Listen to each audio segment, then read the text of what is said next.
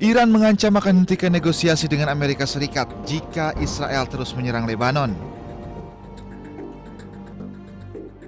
Bahkan, Ketua Parlemen sekaligus Kepala Negosiator Iran, Muhammad Bagher Ghalibaf, menyebut tidak hanya hentikan negosiasi, tapi juga akan ambil tindakan jika Israel terus lancarkan serangan ke Lebanon.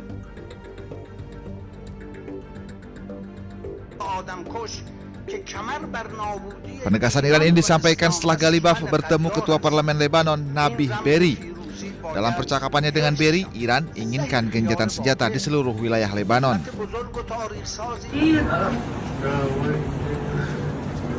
Namun pada Senin, PM Israel Benjamin Netanyahu perintahkan serangan terhadap target-target Hizbullah di pinggiran Beirut seperti Nabatiyeh dan Tire.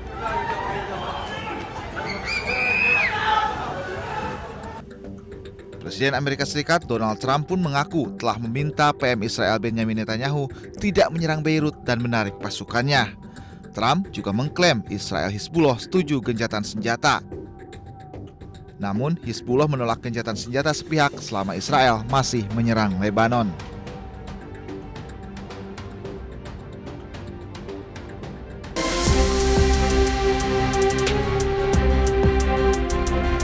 Ratusan koper milik jemaah haji Indonesia mulai dikumpulkan di area pemondokan untuk melewati proses penimbangan awal sebelum diangkut ke bandara.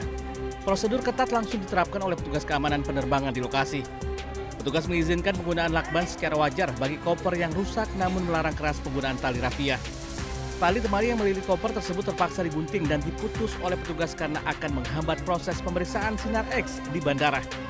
Koper yang telah lulus inspeksi fisik kemudian ditimbang kembali untuk memastikan beratnya tidak melebihi batas 32 kg. Dari Mekah, Arab Saudi, Ika Kusuma, MCH 2026 melaporkan.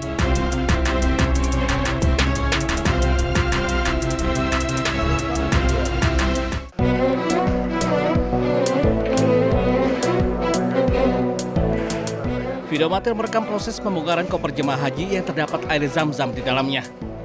Petugas penyelenggara ibadah haji PPIH Arab Saudi mengingatkan jemaah haji Indonesia agar mematuhi aturan bagasi saat pemulangan ke tanah air. Salah satu pelanggaran yang masih banyak ditemukan adalah penyimpanan air zam-zam di dalam koper bagasi. Kepala Daerah Kerja Bandara PPIH Arab Saudi mengingatkan jemaah untuk tidak membawa air zam-zam karena akan berpotensi dibongkar kopernya. Jemaah haji akan mendapatkan haknya berupa air zam-zam di tanah air yang telah didistribusikan ke asrama haji di kabupaten kota.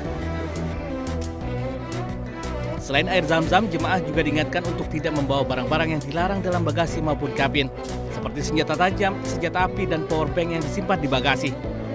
PPIH juga mengingatkan batas barang bawaan yang diperbolehkan maskapai. Setiap jemaah hanya diperkenankan membawa satu koper bagasi dengan berat maksimal 32 kg, satu koper kabin maksimal 7 kg, serta tas paspor. PPIH berharap kepatuhan jemaah terhadap aturan bagasi dapat mempercepat proses pemulangan dan memberikan kenyamanan bagi seluruh penumpang selama perjalanan menuju Indonesia. Dari Jeddah, Arab Saudi, Eti Juitasari, MCH 2026 melaporkan.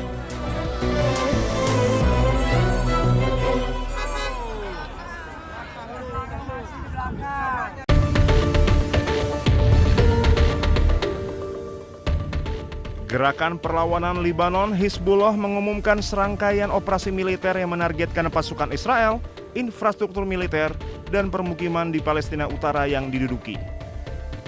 Pasukan pendudukan Israel tetap tidak mampu mengkonsolidasikan kemenangan meskipun telah berbulan-bulan berperang di Lebanon Selatan. Menurut pernyataan yang dikeluarkan Hizbullah, para pejuang mereka melakukan serangan terhadap konsentrasi pasukan Israel, kendaraan militer, dan pusat komando. Hizbullah juga melancarkan serangan roket dan operasi drone yang menargetkan permukiman dan situs militer di seluruh Palestina Utara yang diduduki. Hizbullah mengatakan para pejuangnya menyergap pasukan Israel yang mencoba maju menuju pinggiran kota Dabin pada Sabtu pagi.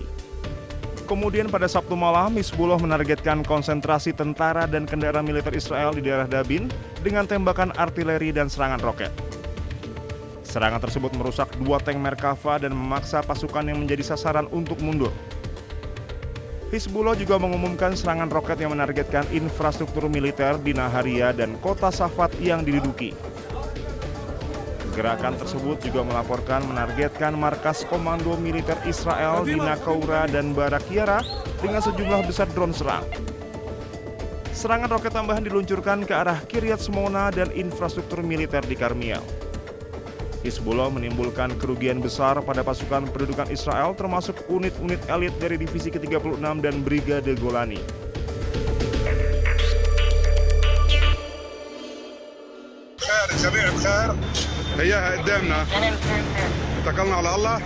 Militer Israel melancarkan gelombang serangan udara besar-besaran dan meluluhlantahkan kota Tyre, Lebanon Selatan.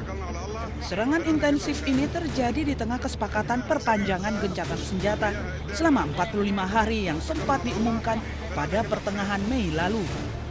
Serangan udara ini menghantam sebuah rumah sakit Hiram Hospital di Tyre. Ledakan tersebut melukai sedikitnya 13 staf medis dan menyebabkan kerusakan parah pada fasilitas rumah sakit.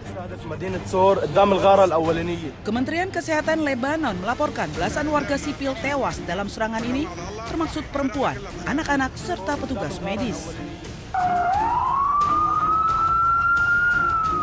Militer Israel (IDF) mengeluarkan perintah pengusiran paksa bagi penduduk lokal agar segera mengosongkan kota dan bergerak ke utara Sungai Zahrani.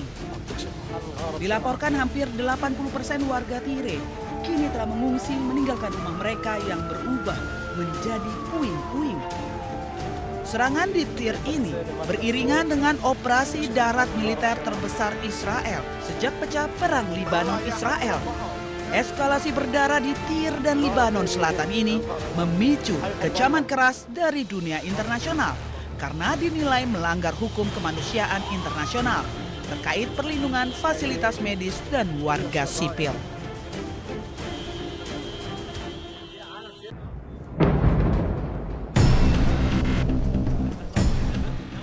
Kota Nabatia, Lebanon kembali dibombardir Israel. Di tengah gempuran dan kondisi gawat darurat, para medis dan relawan berusaha mengevakuasi warga yang menjadi korban serangan. Di bawah tekanan dan ketakutan akan serangan terhadap para medis, mereka melakukan upaya penyelamatan namun juga harus menghadapi ancaman keselamatan terhadap nyawa mereka. Para medis di Lebanon berulang kali menjadi target serangan Israel saat melakukan upaya penyelamatan.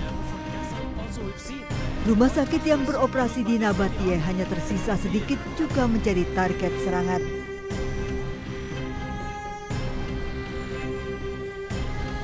Para medis menjadi saksi kekejian Israel di garis depan di kota Nabatie yang luluh lantak. Kala serangan mereda, bahaya juga menghantui para medis Lebanon dari ancaman reruntuhan bangunan yang masih rapuh.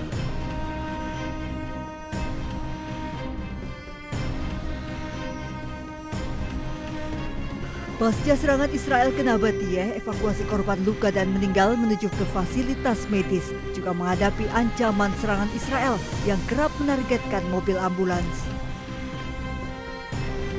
Kota Nabatie yang luluh lantak merupakan kota tua bersejarah peninggalan era Ottoman yang berusia lebih dari 5 abad.